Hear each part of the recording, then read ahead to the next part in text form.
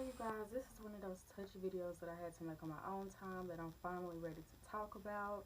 So I will start off by saying that I knew that my baby was different. I had Harmony at 24 weeks, which means I was 6 months when I had her.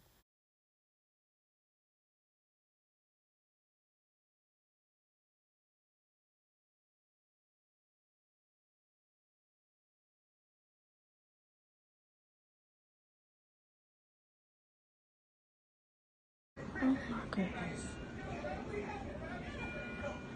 This girl is trying to stand up in there. Oh my goodness. It's a lot that like went into, after birth and stuff like that, but I'm gonna leave that stuff out because I have like something planned for that. I really want to like write a book, but I want people to be interested in what I'm writing about. So at the time, me being a first time mom, you know how when it's your first baby, you don't know like what they're supposed to be doing by a specific age because you have like really nothing to compare it to. So I noticed a difference with her, and then every time I would like take Harmony somewhere, like around family or wherever, people would always make comments like, well, isn't she supposed to be doing this by now, and she needs to be doing this by now. And I used to get like really angry and defensive because I'm like, everybody knows that kids do things on their own time, like no kids are the same and stuff like that. And it just got to the point where I was feeling like extremely like misunderstood. I'm always having to defend why my daughter isn't doing something yet. So then family started pushing me. Like my mom, she really stayed on my back to find out, why Harmony wasn't doing certain stuff that she was supposed to be doing at her age. I thought it had something to do with, her being premature and like me having her so early, she didn't have all the time to bake inside my womb. And so I feel like, of course, like she will have, some delays. Just because you have a premature baby, that doesn't necessarily mean that they have stuff to catch up on and that they will be behind in certain areas until they're able to catch up. So I ended up getting her an MRI done on her brain just to make sure everything was okay with that because, they did send her home on oxygen.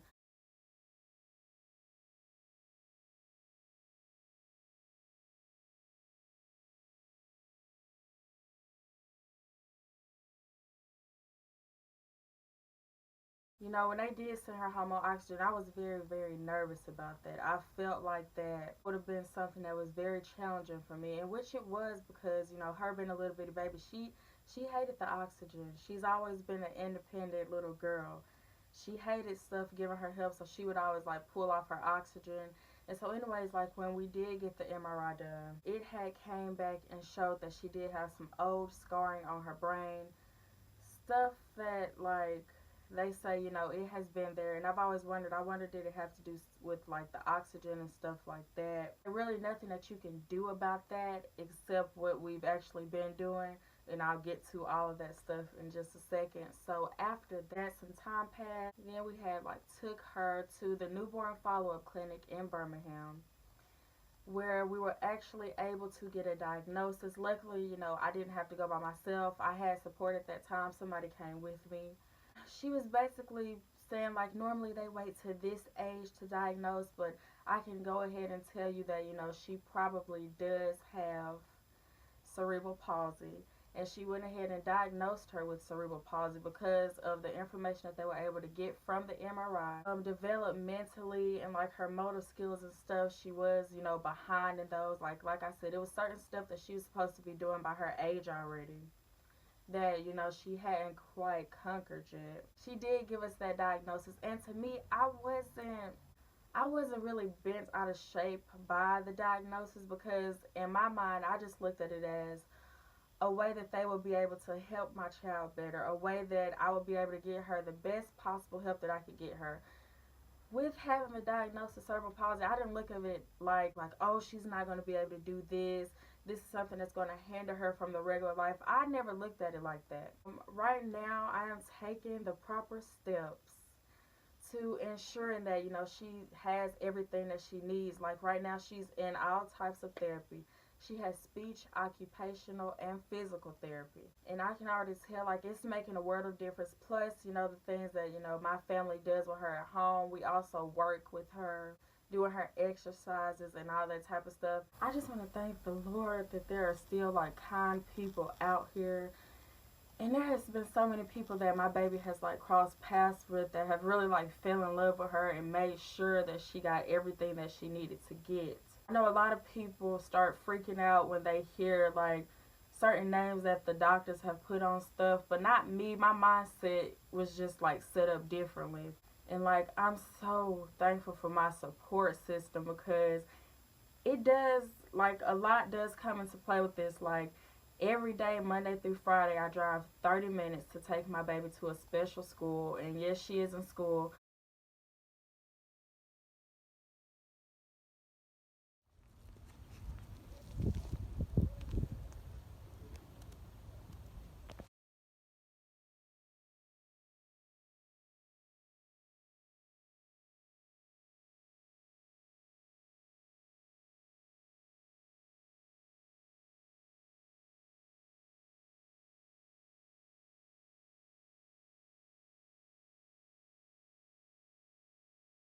They wanted to send her, the people that was working with my baby in a program that she had, she will, like, time out of that when she's 3. So they wanted to send her to public school, and I was not okay with that. Thankfully, my family showed me that there is a different alternative because I was not ready for her to be around kids that will not understand that she is different, because a lot of people don't teach their kids, and I did not want my baby being mistreated in public school and me having to do things that I wouldn't have done.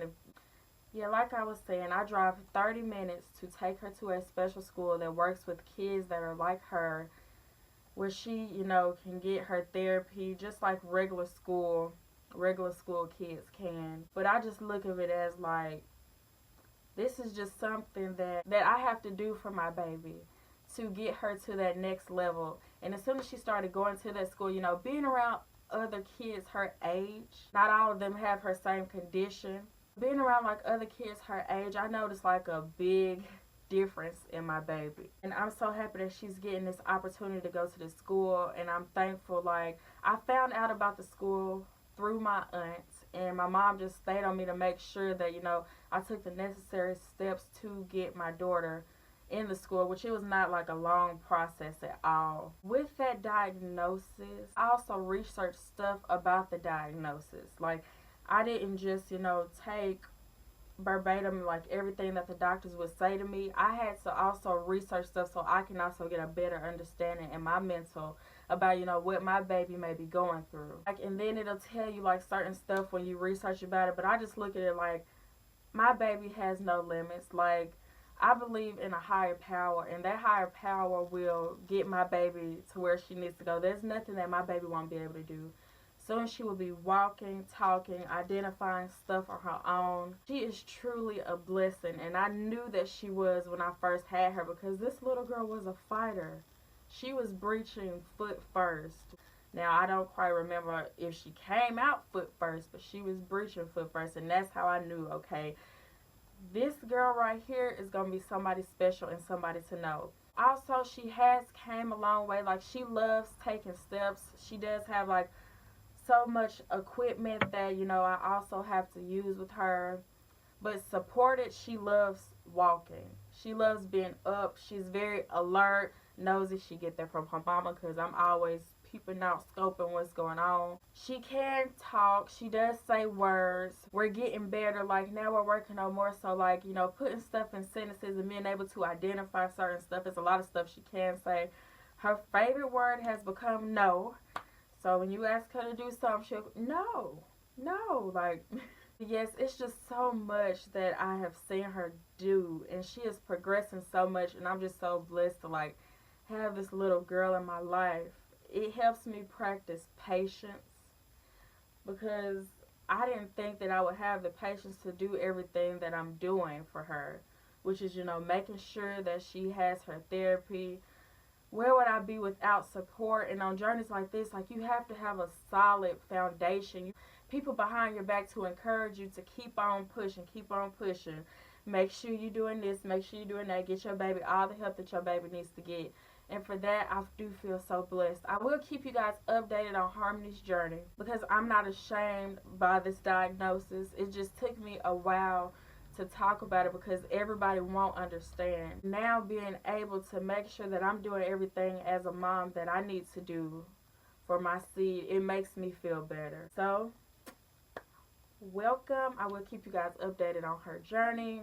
I hope that this video, if anybody else's child is going through something similar or have already like overcome a lot of the obstacles that people believe that like kids with cerebral palsy can't accomplish, then you can leave your comments below. You can reach out to me. I love hearing success stories. Soon you guys will be seeing Harmonee do so much. Now she's already like crawling, and it did take us a while to, get to that, but hey, she accomplished it. She's doing it. The next step will be walking. My girl will be walking. My girl will be talking more. She will be doing a whole lot of more stuff for herself. So thank you guys so much for tuning in, and do not forget to subscribe to my channel for updates and catch up on all of my most recent videos, my past videos. So yeah, we in this thing and we are locked in.